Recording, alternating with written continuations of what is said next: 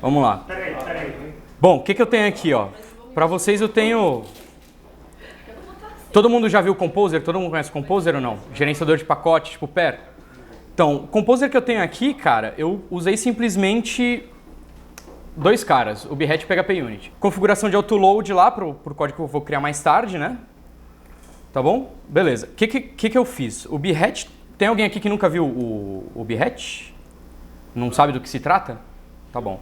O Behat é o seguinte, ele é uma ferramenta de BDD, Behavior Driven Design, né?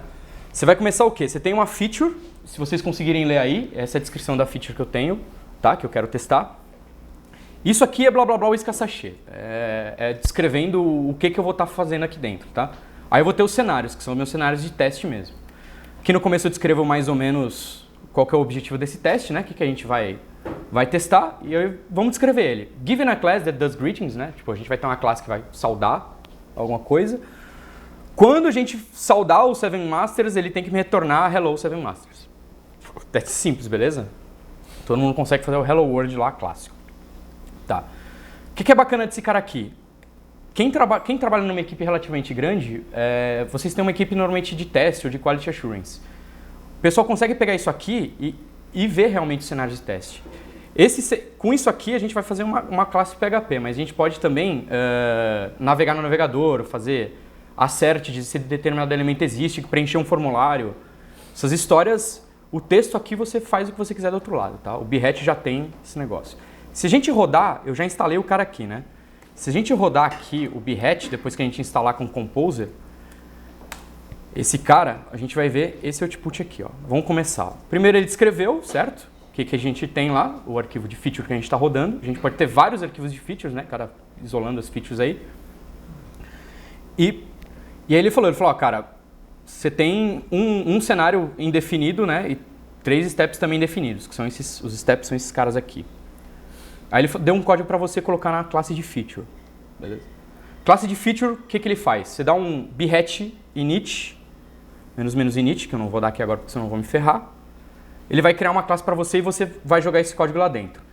Esse código, cara, são as histórias lá, são os cenários que a gente está descrevendo, tá vendo? Ó, essa aqui é a expressão regular que ele usa para fazer um match da frase e esse aqui é um método que ele vai rodar quando ele tiver aquele texto.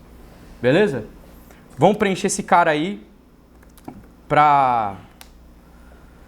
Eu tenho esse cara preenchido aqui no próximo slide. Beleza. Então o que eu fiz? Classe contexto já dada, ele deu os métodos, copiei e colei e eu comecei a codar. Ó, a gente vai ter aqui, ó, uma classe greeting, né? A gente vai instanciar e eu vou guardar ela numa propriedade aqui da classe de contexto do Behat. Lembrando que o Behat já te dá isso, tá? Aí a gente tem lá aquela ocorrência. Quando a gente saudar alguém, aí ele tem um match, a gente colocou entre aspas aqui, ó, certo? Ele já faz esse match para você e vai jogar pra gente aqui nessa variável, no primeiro argumento. Vamos guardar esse cara também em outro atributo da classe. E aí a gente vai realmente executar o resultado, né? Que é o then, quando a gente executa uma ação e afere o resto. Eu vou chamar a instância da classe, um método que faz a saudação e vou passar quem eu quero saudar. E comparo, certo? O que eu quero, que está descrito aqui, certo? Hello Seven Masters, com o resultado que o meu método me deu. Se tiver errado, eu vou tacar uma exception, tá? Rodar de novo. Beleza. Passou tudo. Tá tudo verdinho, um cenário passado, 3 steps. O Behat é isso aí. Vai iterando em cima disso. Como eu costumo trabalhar com isso normalmente? Eu tenho que desenvolver uma coisa, eu sempre penso do lado do usuário, o final, o que eu preciso.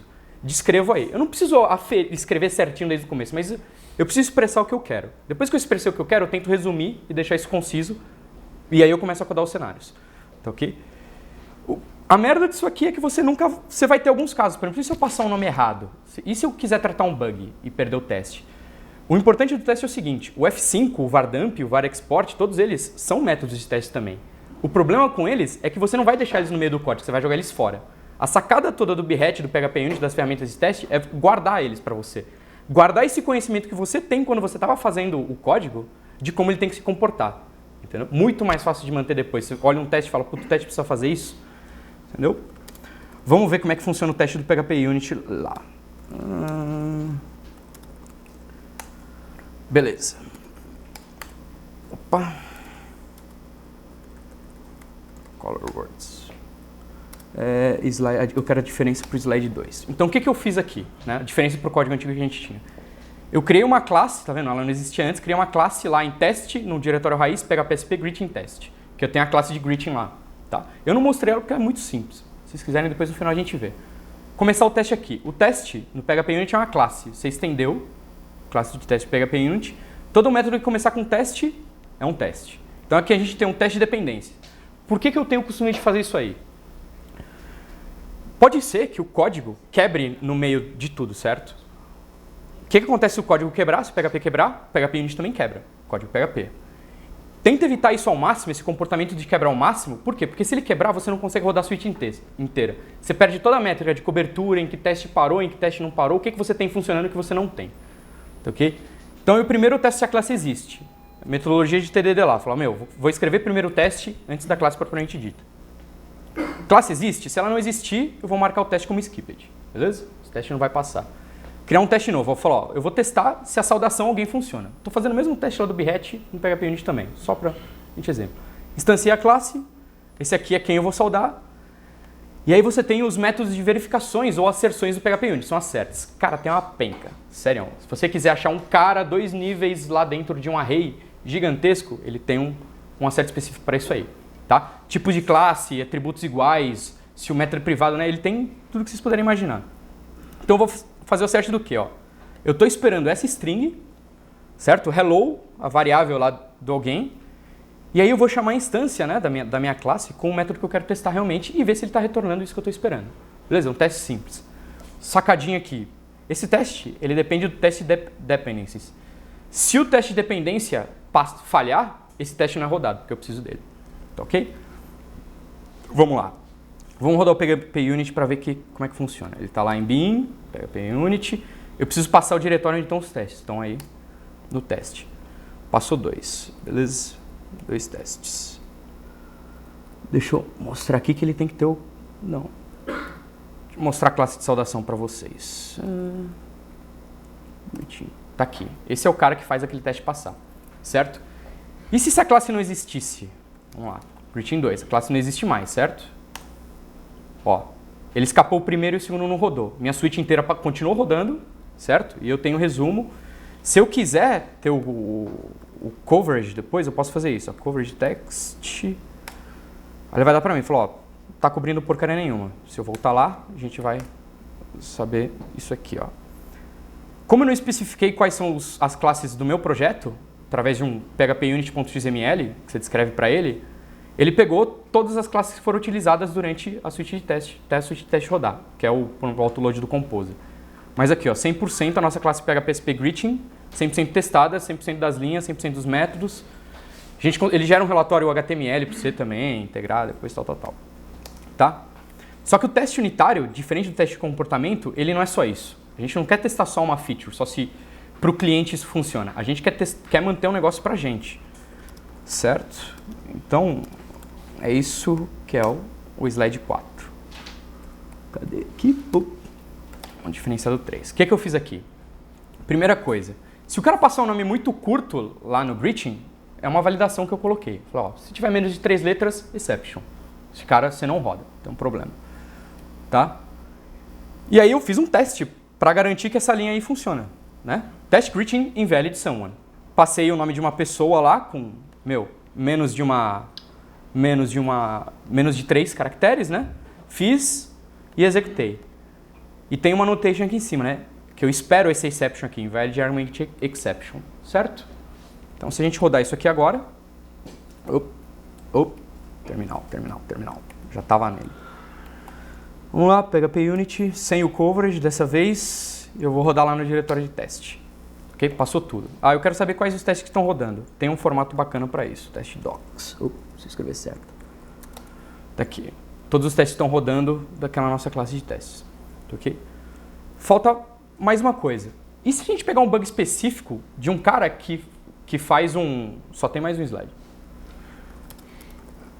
De um cara, por exemplo, se você passar A acentuado, ele vai dar um erro. O que você vai fazer? Você vai escrever um outro teste que é parecido com algum dos outros que a gente tem, para poder só tratar esse dado? PHP Unit ele tem um esquema chamado Data Provider, dentre muitos outros. Tá? O que eu cobri aqui foi o quê? 2% do que ele oferece para a gente conseguir testar. Vamos lá. Com o 4. O que a gente tem aqui de diferente? Primeira coisa, os Data Providers funcionam como? Vamos focar aqui primeiro. Eles têm uma... Você cria um método, igual o teste, só que ele não tem teste no começo, essa é a grande diferença. Você pode chamar do que você quiser, Sbrubbles, Purpurina, não sei, faz o seu gosto. Ele tem que retornar um array, certo?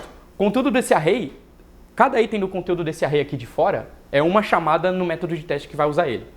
Então aqui a gente vai ter uma chamada. A gente vai passar como argumento 7masters, depois PHP, depois imasters, certo? Lá no teste, a gente coloca isso aqui, ó, Data Provider. Quem que é o método que vai fornecer esses dados pra gente, que eu quero pegar dado? Provide valid people. Só que ele tem que passar a informação para algum lugar, como argumento do teste. Tá ok? Então ele vai rodar 3 vezes com esses 3 dados. Removi o someone, né? Para poder usar o passado argumento. E aí, se a gente rodar agora o negócio, sem o test docs, a gente vai ver que a quantidade de testes aumentou um pouco. A gente tinha 3, agora a gente tem 7. Por quê? Porque ele roda mais vezes aquele mesmo teste lá, em diferentes cenários. Isso aí é bacana para vocês trabalhando com bug regressivo. Vocês tiveram um problema, vocês têm um teste escrito bonitinho, usa o Data Provider para vocês cobrirem os de teste de vocês. Certo? Bom, é isso. Alguém tem perguntas?